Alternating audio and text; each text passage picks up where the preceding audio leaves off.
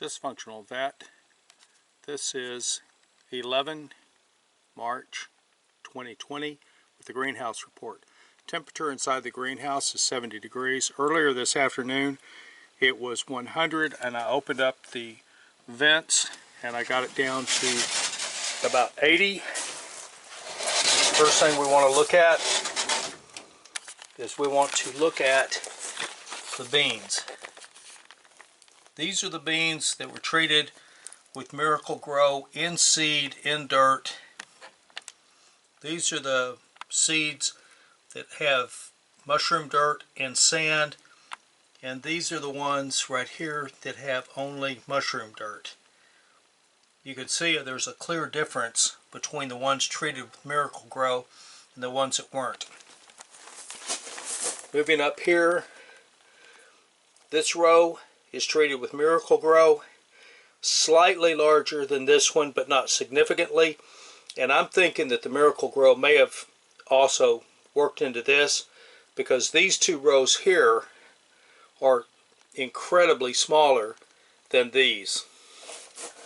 This row right here, much larger than this one, but again I think the Miracle-Gro is working into this one a little bit.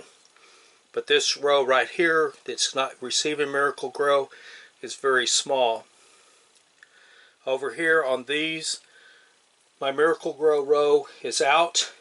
They've been replanted because the roots were taken up. These will be replanted in the morning because they've gotten big.